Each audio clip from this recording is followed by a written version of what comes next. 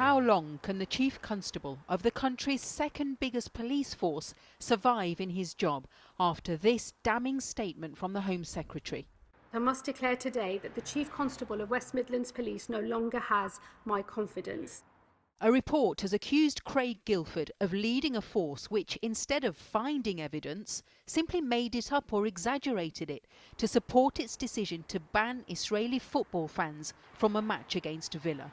We have witnessed a failure of leadership that has harmed the reputation and eroded public confidence in West Midlands Police and policing more broadly. That game was played last November. Maccabi Tel Aviv fans had been banned by the local safety advisory group, which cited safety concerns based on advice from the West Midlands force. But that local ban, in the context of protests over Gaza, became highly politicised.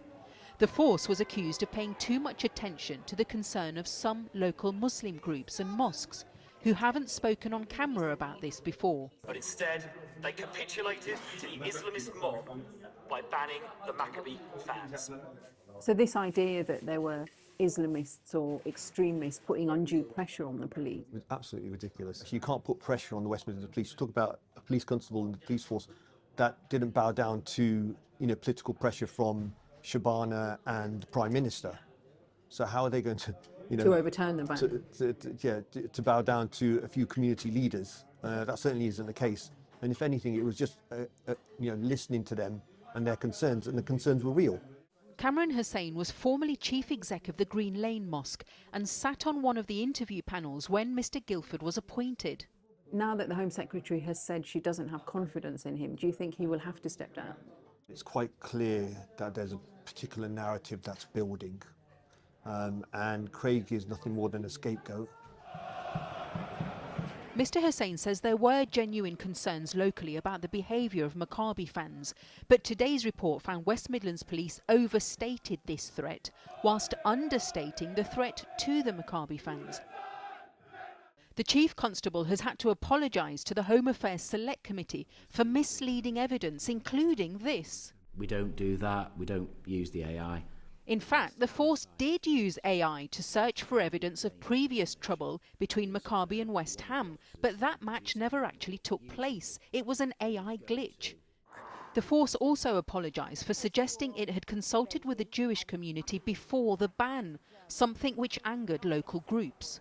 It created a lot of anger, a lot of disappointment, confusion, conflicting reports. It's been very hard to deal with. And now, whatever's going to happen, my main concern for the community is that we can move on from it. This has become about so much more than that initial decision over that football match. It's been more than 20 years since the Home Secretary has withdrawn their support for a Chief Constable. But Shabana Mahmood doesn't have the authority to sack him. That lies with the Police and Crime Commissioner. But in another example of the national significance of this story, the government now plans to reintroduce those powers for the Home Secretary. The PCC has resisted calls to sack Craig Guildford, saying he will consider all of the evidence. In a statement, West Midlands Police admitted mistakes were made, but said there was no deliberate distortion or discrimination.